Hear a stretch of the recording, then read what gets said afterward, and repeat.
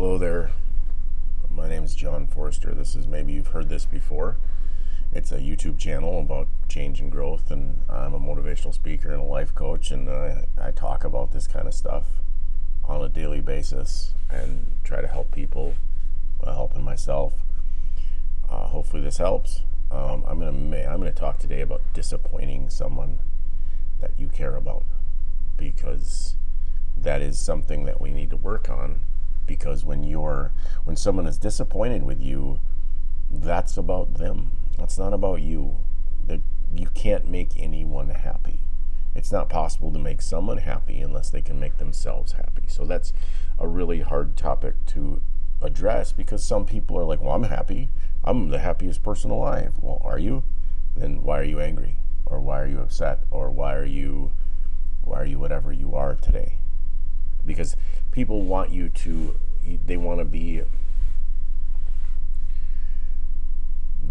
you to spend your time trying to make them happy. And if you can't make them happy, then what is your role in their life? Well, your role in their life is to be a part of their life or not.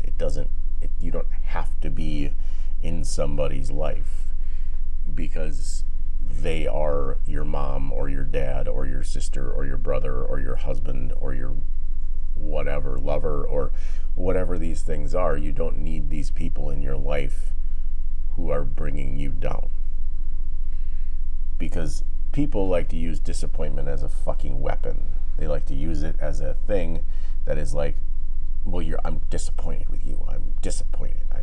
Well, what about being happy and being not disappointed? Like, whatever the opposite of disappointed is. Appointed? I don't know. That's not the thing. Anyway, moving on. A lot of people like to fucking tell you their disappointment. I'm disappointed. I'm disappointed. I'm this, I'm that, I'm the other thing. I'm all this shit, right? Like, you are not what people think you are. And you are capable of being happy internally. And that is the real joy. And if you're looking for somebody to make you happy externally, you're not going to find it. You're never going to find happiness externally. You're never going to find any emotions externally. You're never going to find the anger and the fear and the hate and the pain and the joy and the sadness and the happiness are all from within. It's all inside of you. It's all something that you can put out into the world. It's something that you can give people. It's something that you can take advantage of. But no one else can make you those things. But when you're disappointed with somebody, that's something about you. That's a trigger with you. That's an issue with you. You're having an issue with them.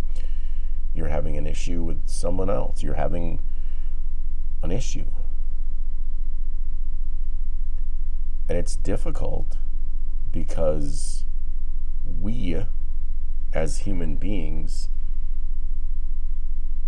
have been accustomed to think in a certain way and do things in a certain way based on the things that our parents have taught us, based on the trauma that we have received, based on the underlying issues that we have inside of our heads. We want to look for the joy and all of it externally, and it's not possible, because you can be disappointed in someone. You can, but it's not because of them. It's because of your expectations of them. It's because of your inability. It's because of their inability to see that they are the problem in their own life. And it's hard to tell people that they are the problem in their own life, because they don't want to hear it or they don't want to change. And you can't make them change. You can just establish boundaries. And that's the beauty of boundaries. Boundaries are there for you, are there for me, not for you. Sorry. That's what boundaries are there for. I have boundaries with you because we're going to have boundaries. Because that's what we need. So it's like one of these incredible things that is amazing when you start to do it. And then you realize that, like, wow, I can do this. I'm able to tell people to fuck off, and I'm able to be at peace with telling people to fuck off, and I'm able to find the joy in myself, and I'm able to find the joy in the little things, and I'm able to do all of the things that I need to do in order to be at peace with someone else. And if people don't want you around and they treat you like shit, what is the point of being around that person? What is the point of doing that? What is the point of being in a loveless relationship or being in a situation where people are just trying to make everything okay instead of just letting it be as it is? Because we spend all this time micromanaging the people around us so that we can be something other than what we actually are and be at peace with ourselves. Because we don't know how to find the peace inside of ourselves. We don't know how to find the joy that's in there because it's been beaten down or hidden or taken away, or because of all of our trauma that we have experienced through our lives. We are unable to do anything other than be miserable and be pissed off and be angry and be upset and be annoyed and take it out on our kids and our husband and our wives and everyone in our lives. Because we take out our shit on other people, and we take out our shit on people around us, and we take out all of this frustration on other people instead of dealing with it and not being frustrated or stressed, because there's no point in being frustrated and stressed. There's no point in being angry. There's no point in hating somebody. There's no point in fear. There's no point in any of it. Because most of the time it's just made up in your head via your brain trying to fix every situation known to man.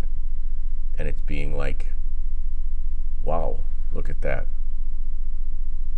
That's something. That's insane, what I just thought of there. But your thoughts are your thoughts. That you can have thoughts. You have thoughts. You have 65,000 thoughts a day. And most of them are the same thoughts that you had yesterday. And the same thoughts you had last week. And there's just something else to worry about, or something else to focus on, or something else to whatever. And I'm not saying you shouldn't think. That's not what I'm saying. I'm saying that like thoughts and feelings and other things aren't wrong or right. They aren't wrong or right. There's no point in getting upset at your thoughts, because they're just thoughts. You will find out what you need to find out when you need to find out it, and otherwise the rest of it isn't important. Nothing is important as you make it in your head. Everything that is happening to you is just an experience. Bad or good, it's an experience, and you need to learn from it. And the whole thing with, all of that, like, we don't really know how to just have an experience because we're too busy trying to have everybody else's experience for them. We're too busy trying to make everything perfect so our grandma doesn't get upset, or so our sister isn't a bitch, or so our mom doesn't feel like she's left out, or so whatever is going on in our life is going on. So it's one of those things where, like, we try to have an experience based on the things that we know instead of having an experience based on what it is. And that's where we get disappointed with people, or we get upset, or we treat people like crap, or we yell at our 9-year-old because they didn't skate the puck up fast enough, or because they didn't do something right, or because they did whatever happened, it happened.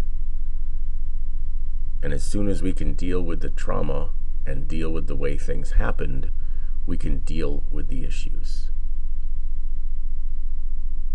And that's a good thing, because it's like wonderful when you start dealing with the issues that you have. Because then you'll never be disappointed with anybody else ever again. And that's a great feeling. It's wonderful to feel that. We put too much pressure on everyone around us to succeed, when succeeding is really just someone else's definition of succeeding anyway. So there we go. Thank you for tuning in. Have a beautiful day. I will talk to you later.